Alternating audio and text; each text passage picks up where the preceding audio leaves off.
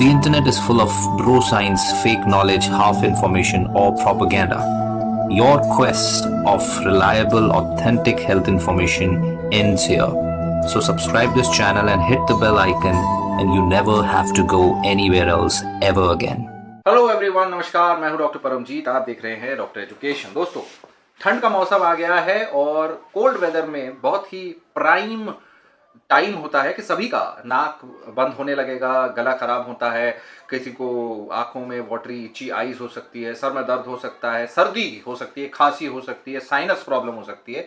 तो आज इसीलिए बहुत ज़रूरी है कि आपको ये समझ आए कि आपको सर्दी है, खांसी है यानी कि कोल्ड है, कि वायरल इन्फेक्शन है, एलर्जी है, कि साइनस इन्फेक्शन है, साइनसाइटिस है, क्या हुआ है उसको जानने का तरीका और उनमें डिफरेंस क्या है, आज इसको हम बिल्कुल सिंपल भाषा में आपको समझाएंगे।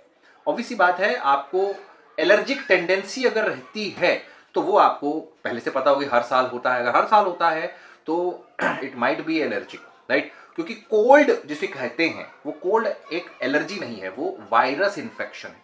कोल्ड वायरस के वजह से होता है, एलर्जी बिकॉज ऑफ एलर्जेन के वजह से होता है।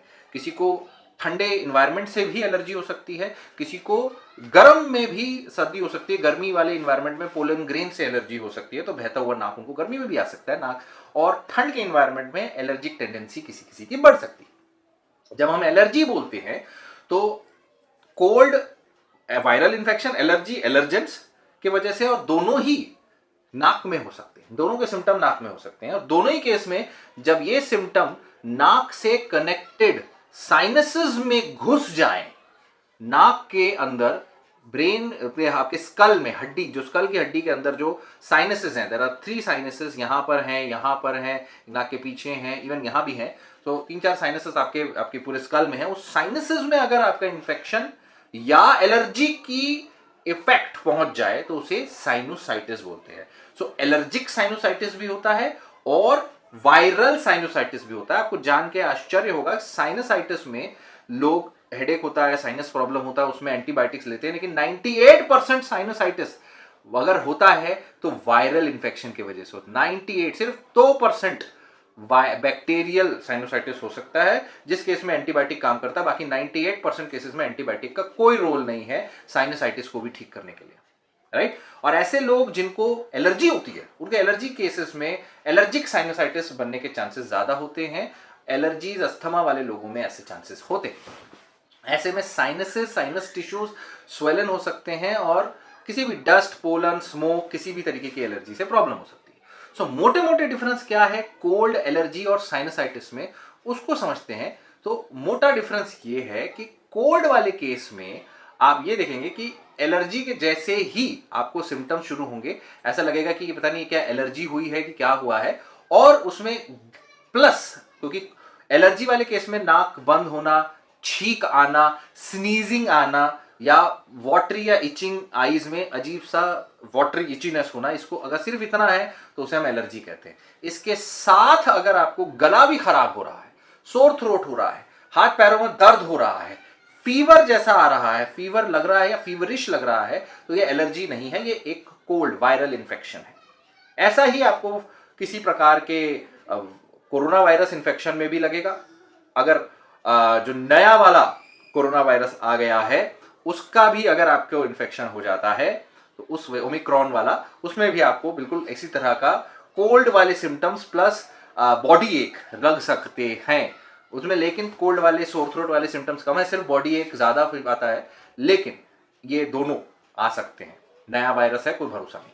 बाकी कोल्ड और एलर्जी में यही फर्क है, कोल्ड में बॉडी पेन, फीवर और सोर थ्रोट ज्यादा ऐड हो जाएगा, वरना नाक वाले अकेले अकेले सिम्टम्स ज्यादातर एलर्जी के होते हैं।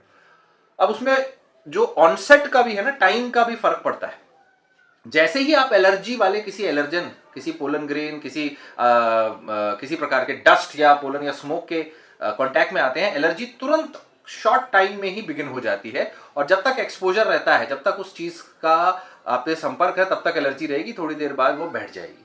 जबकि कोल्ड वाली चीज है, वो एक बार वायरस अंदर गया तो उससे वायरस को डेवलप होने में कई दिन लग सकते हैं, कभी 2 दिन, कभी 14 दिन। जैसे कोरोना वायरस का था, कभी 2 से 14 दिन भी लगा, उसके बाद जाके आपके सिम्टम्स शुरू होंगे और उसके कई दिनों बाद, हफ्ते 2 हफ्ते बाद, कभी 10 दिन बाद, कभी 2 हफ्ते बाद आपके सिम्टम्स क्लियर होने शुरू होंगे जब आपका बॉडी उस वायरस के खिलाफ एक्ट करने लगेगा।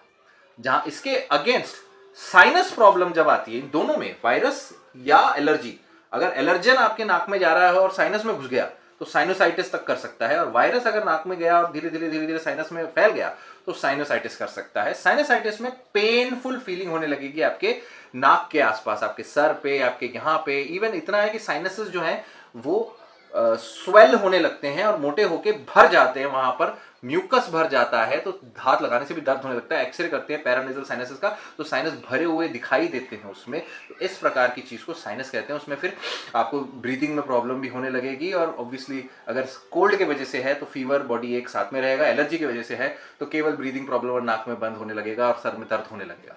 तो एक्यूट साइनोसाइटिस कहते हैं अगर एकदम से एक्यूट केस में हो रहा है और मतलब लेस देन 4 वीक्स ड्यूरेशन है सिम्टम्स, 1 महीने से के नीचे आपके सिम्टम्स हैं तो एक्यूट बोलते हैं, और 3 महीने या उससे ज्यादा लंबा अगर आपके सर में दर्द, नाक बंद, ये सब हो रहा है तो उसे क्रोनिक साइनोसाइटिस कहते हैं। तो क्रोनिक साइनोसाइटिस नाम की भी चीज है दुनिया में, और ज्यादातर केसेस साइनोसाइटिस के, एक्यूट केसेस साइनोसाइटिस के बिना एंटीबायोटिक के ठीक हो जाएंगे। 98% वायरल या एलर्जिक होता है, तो वायरल या एलर्जिक में एंटीबायोटिक का रोल नहीं है, उसमें आपको सिर्फ नाक खुला रखना है। नाक खुला रखने के लिए डीकंजेस्टेंट्स यूज करने होंगे, नेजल स्प्रेज यूज कर सकते हैं, हॉट पैक्स यूज कर सकते हैं, स्टीम यूज कर सकते हैं, ह्यूमिडिफायर यूज सकते हैं, सॉल्ट वाटर से रिंसिंग कर सकते हैं, जल नेती कर सकते हैं, इसी से आपके सिम्टम्स साफ हो जाएंगे। तो ऑब्जेक्टिव इज कि नाक के अंदर का जो म्यूकस एरिया है, जो नाक के अंदर सिक्रीशंस होते हैं, वो खूंखार और गाढ़े हो रहे हैं, तो इसलिए पानी ज्यादा पीजिए, थोड़ा गर्म पानी पीजिए, ठंडा और खट्टे से दूर रहिए और स्टीम लेते रहिए। नाक खुला रखेंगे तो आपके सिम्टम्स, वायरस हो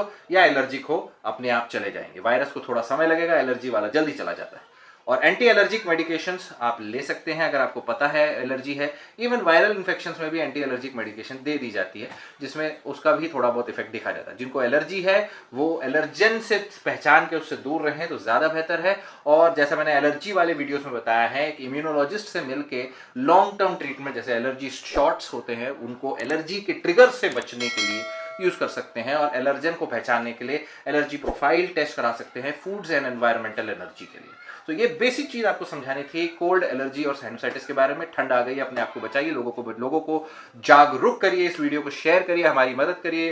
this is doctor Paramjeet, you are watching doctor education. Stay connected, stay healthy.